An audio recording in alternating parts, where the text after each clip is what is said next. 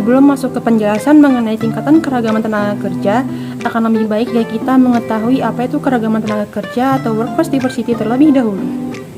Jadi, keragaman tenaga kerja atau workforce diversity ini memiliki arti bahwa organisasi menjadi lebih heterogen dalam hal gender, usia, dan ras, serta etnis. Orang-orang berbeda tidak hanya dari gender, usia, ras, dan etnis saja, tetapi juga dalam karakteristik psikologis, perspektif, serta preferensi kerja mereka. Atau untuk pengertian lebih mudahnya adalah bagaimana orang-orang yang bekerja di sebuah organisasi itu berbeda satu sama lain. Contohnya saja kita ambil dari perusahaan Gojek yang ada di Jakarta Pusat. Nah, pada perusahaan tersebut pasti pekerjanya tidak hanya berasal dari suku Jawa, namun ada dari suku Betawi, Sunda, Batak, Minang, dan lain-lain. Ada juga pekerja yang memiliki kepribadian yang pekerja keras, ada juga yang fleksibel, lalu ada juga yang memiliki percayaan diri yang tinggi. Ada juga yang introvert maupun ekstrovert. Dari contoh tersebut, sudah terlihat bahwa tenaga kerja pada sebuah organisasi atau sebuah perusahaan sangatlah beragam, baik dari etnisnya maupun dari kepribadiannya. Keragaman yang ditemui di tempat kerja dapat dikategorikan dalam dua macam atau dua tingkatan, yaitu keragaman tingkat permukaan dan keragaman tingkat dalam. Keragaman tingkat permukaan merupakan perbedaan-perbedaan dalam karakteristik yang mudah dinilai seperti jenis kelamin, umur, agama, etnis, dan ras. Sedangkan keragaman tingkat dalam merupakan keragaman yang dimana terdapat perbedaan-perbedaan dalam nilai-nilai, kepribadian, dan preferensi kerja yang menjadi lebih penting dalam menentukan kesamaan. Nah, seperti yang sudah dijelaskan tadi, keberagaman yang ada jika tidak dihadapi dengan bijaksana maka akan menimbulkan tindakan diskriminasi. Tindakan diskriminasi merupakan sikap membeda-bedakan yang menimbulkan tindakan atau perilaku yang tidak adil terhadap sesama. Seperti yang sudah disebutkan tadi, terdapat dua tingkatan keberagaman. Untuk tingkat permukaan terdapat beberapa hal seperti umur, gender, ras, dan etnis. Kita bisa melihat perbedaan antara karyawan yang muda dengan karyawan yang tua hanya dengan melihat mereka saja. Ciri-ciri yang nampak mengenai umur ini seperti wajah yang keriput dan rambut yang beruban. Perbedaan umur ini menghasilkan perilaku yang berbeda-beda. Contohnya saja seperti banyak orang yang berpikir bahwasanya seseorang yang memiliki umur yang lebih tua maka akan memiliki produktivitas yang turun, semangat kerja yang turun, dan hal buruk lainnya. Nyatanya, menurut penelitian, karyawan yang umurnya lebih tua memiliki lebih banyak pengalaman dalam bekerja, komitmen pada kualitas yang tinggi, etika kerja yang baik, tingkat turnover atau perputaran kerja yang sedikit, dan kepuasan kerja yang akan semakin tinggi. Naik jenis kelamin, kita dapat membedakan antara perempuan dengan laki-laki juga hanya dengan melihat orang tersebut. Pada jenis kelamin ini, perempuan seringkali mendapatkan tindakan diskriminasi oleh masyarakat. Contohnya saja seperti kadang banyak orang bertanya untuk apa wanita bekerja atau untuk apa wanita sekolah. Dan mereka juga sering mengatakan bahwa sebaiknya wanita di rumah saja melayani suaminya. Dan hal lain sebagainya. Bukan hanya di lingkungan masyarakat, di lingkungan kantor juga kadang wanita diberikan tindakan yang tidak adil oleh para karyawan-karyawan yang lain. Contohnya saja seperti pemberian gaji yang lebih sedikit dibandingkan laki-laki, pelecehan seksual, atau wanita jarang mendapatkan promosi jabatan dibandingkan laki-laki, dan sebagainya. Padahal menurut penelitian, kinerja perempuan lebih tinggi daripada laki-laki. Selain itu, kemampuan antara laki-laki dan perempuan dalam memecahkan masalah, menganalisis, memotivasi, dorongan kompetitif, kemampuan bersosialisasi dan belajar terbukti sama sehingga perempuan seharusnya tidak mendapatkan tindakan yang tidak adil seperti itu. Adalah ras dan etnis.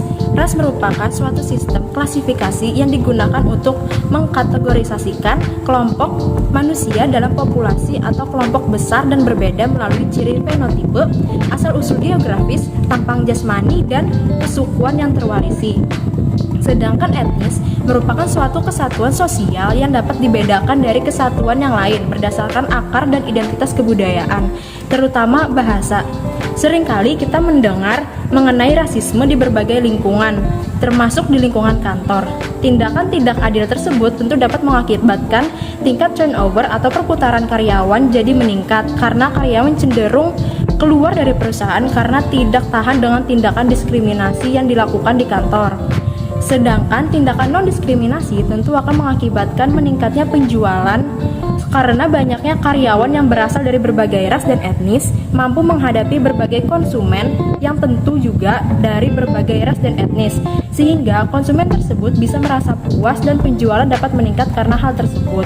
Untuk lebih jelasnya, Ada contoh kasus yang akan ditampilkan setelah ini. Silakan perkenalkan diri kalian terlebih dahulu. Perkenalkan, nama saya Risma Fitri Handayani dari Banjarmasin. Saya lulusan dari Universitas Mangkurat program studi S1 Akuntansi. Saat ini umur saya sudah 38 tahun. Perkenalkan, nama saya Nurima dari Malang. Saya merupakan lulusan dari Universitas Mangkurat juga program studi S1 Manajemen. Saat ini umur saya sudah 25 tahun. Loh, kamu orang mana ya? Suku apa kamu Hikmah? Suku Jawa, Bu. Ih, sama kayak saya dong. Udah berapa tahun kamu di Malang? 15 tahun, Bu. Orang kesana kan ya? Iya, Bu. Wah, sama kayak saya dong. Aku boleh menceritakan apa alasan kamu masuk di sini? Saya bergabung dengan perusahaan ini karena perusahaan ini memiliki visi dan misi yang sesuai dengan tujuan pribadi saya dalam bekerja. Saya menginginkan peran di perusahaan ini karena target utama saya dalam mengatur kelompok dapat membantu pertumbuhan dan kemajuan perusahaan. Jawabannya bagus ya, udah cantik, muda, pintar. Terima kasih banyak, Bu. Saya jadi bingung mau jawab gimana. Permisi. Aduh, astaga, saya lupa kalau ada kamu. Maaf, Bu. Kamu asalnya suku Jawa atau bukan? Suku Banjar, Bu. Alasan kamu milih kerja di sini karena apa? Saya telah bekerja sebagai manajer keuangan selama 10 tahun. Saya tidak hanya memiliki pengalaman dalam bidang tersebut, tapi juga sangat menikmati industri ini. Perusahaan ini menawarkan jenis lingkungan yang saya sangat sukai. Saya ingin bergabung di perusahaan ini karena saya tahu saya akan hebat dalam pekerjaan saya. Saya memiliki bekal pengalaman yang relevan dalam pekerjaan ini. Saya melihat media sosial perusahaan ini memiliki pelanggan tetap yang sangat antusias, dan saya adalah salah satunya. Jadi saya ingin menerapkan keterampilan yang saya miliki kepada perusahaan yang saya ikuti. Gitu ya. Oh iya, Hikmah. Baru lihat nih saya kalau kamu dulunya pernah ikut organisasi ya. Bisa kamu ceritakan nggak gimana pengalaman kamu itu? Kayaknya seru tuh. Boleh, Bu. Jadi dulu Sejauh ini kita telah membahas karakteristik permukaan yang tidak mungkin berkaitan langsung dengan kinerja secara sendirian. Sekarang, kita akan beralih pada kemampuan level dalam yang berkaitan dengan kinerja, yaitu kemampuan. Kemampuan adalah kapasitas individu saat ini untuk melakukan berbagai tugas dalam sebuah pekerjaan. Kemampuan, keseluruhan esensinya dibangun oleh dua sektor. Yang pertama, intelektual, dan yang kedua adalah fisik. Intelektual adalah kemampuan yang dibutuhkan untuk melakukan aktivitas mental berpikir, penalaran, dan memecahkan masalah. Sedangkan kemampuan fisik adalah kemampuan yang diperlukan untuk melakukan tugas-tugas yang menuntut stamina, kecekatan, kekuatan, dan keterampilan serupa. Dan tersebut dapat menimbulkan tindakan diskriminasi jika tidak dihadapi dengan bijaksana, seperti contoh pada kasus berikut ini. Jadi kalian paham kan sama tugas-tugas yang sudah saya kasih? Paham, Bu. Oke, saya akan mengingatkan sekali lagi terkait tugas kalian ya. Untuk Risma, kamu tugasnya membuat desain proposal sama poster ya. Saya kasih waktu 1 minggu. Lalu untuk Desi, kamu tugasnya adalah menganggarkan dana yang sudah saya bagikan tadi ke kebutuhan untuk proyek nanti. Dan terakhir, untuk Hikmah, kamu tugasnya ngasih undangan aja deh ke tamu-tamu sesuai list nanti. Ada yang mau ditanyakan nggak terkait tugas kalian? Tidak ada, Bu. Oke, baik kalau gitu. Permisi, Bu. Ya, Tugas saya itu doang ya, Bu? iya, kenapa? Mohon maaf, Bu, kalau misalkan saya lancang. Tapi saya merasa itu cukup nggak adil buat yang lain, karena tugas yang Ibu kasih ke saya cukup mudah. Terus kamu berharap saya ngasih kamu tugas apa? Kamu mau gantiin saya presentasi? Emang kamu sanggup? Bukan, Bu. Maksud saya, Udahlah Hikmah, untung juga kamu masih saya kasih tugas. Saya udah nyoba buat hargain kamu dengan ngasih tugas seperti itu. baik, Bu. Mohon maaf kalau saya sudah lancang sama Ibu. Kamu itu cuma lulusan SMK ya, sedangkan karyawan lain udah lulusan S1. Kemampuan kalian juga jauh berbeda, jadi gak usah banyak berharap. Udah ya, rapat selesai. Baik, Bu. Berikut beberapa cara untuk mencegah diskriminasi. Yang pertama, menghormati dan menghargai setiap perbedaan yang ada. Yang kedua, menyadari jika setiap manusia memiliki hak asasi manusianya masing-masing, termasuk bisa menjalani hidup tanpa perlakuan diskriminatif. Yang ketiga, mempelajari kebudayaan dan bahasa daerah lainnya agar lebih mudah memahami betapa indahnya hidup aman dan tentram tanpa diskriminasi.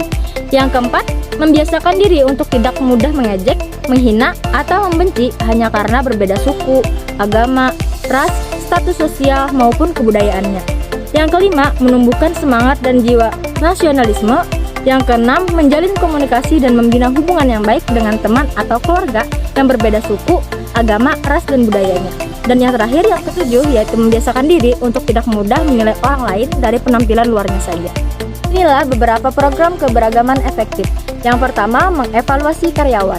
Yang kedua, memiliki keragaman kebijakan dan rencana strategis yang jelas. Yang ketiga, memberikan prioritas keragaman dalam kepemimpinan. Yang keempat, bersikap fleksibel. Yang kelima, meningkatkan kemampuan karyawan. Yang keenam, menyediakan pelatihan tentang keberagaman. Dan yang terakhir, yang ketujuh, yaitu melakukan komunikasi secara efektif.